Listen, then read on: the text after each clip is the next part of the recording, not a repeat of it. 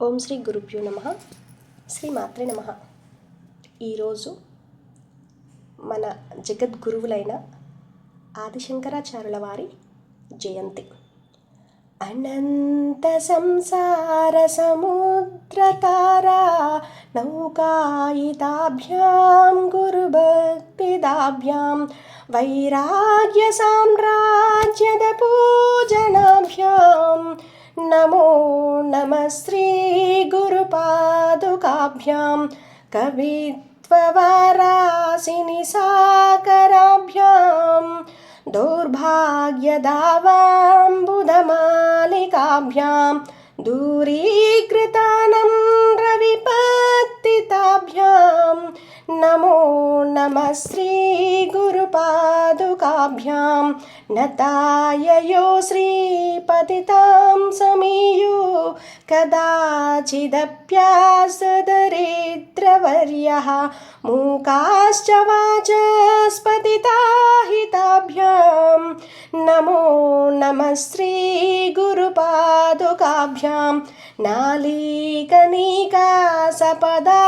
నాళీకనీకాసపదాహృతాభ్యాం నానావిమోహాదినివారికాభ్యాం నమజ్జనాభీష్టతతే ప్రదాభ్యాం నమో నమః శ్రీ గురుపాదుకాభ్యాం నృపాలిమౌళీ వ్రజరత్నకాంతి సరిద్విరాజజ్జశకన్యకాభ్యాం నృపత్వదాభ్యాం నతలోకపంక్తే నమో నమః శ్రీ గురుపాదుకాభ్యాం పాపాంధకారార్కపరంపరాభ్యాం తాపత్రయాహ్రీంద్రఖగేశ్వరాభ్యాం జాడ్యాబ్ది సంశోషణవాడవాభ్యాం నమో నమః శ్రీ గురుపాదుకాభ్యాం శమాదిషట్కప్రదవైభవాభ్యాం సమాధిదానవ్రతదీక్షితాభ్యాం రమాదివాంగ్రీస్థిరభక్తిదాభ్యాం నమో నమః శ్రీ గురుపాదుకాభ్యాం స్వార్చాపరాణాం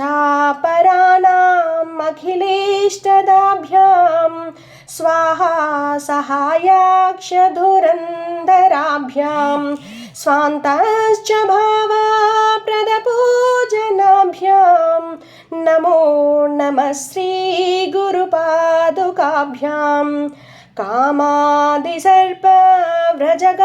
కామాదిసర్పవ్రజగారుఢాభ్యాం వివేకవైరాగ్యనిధిప్రదాభ్యాం బోధప్రదాభ్యాం ధృతమోక్షదాభ్యాం నమో నమః శ్రీ గురుపాదుకాభ్యాం బోధప్రదాభ్యాం ధృతమోక్షదాభ్యాం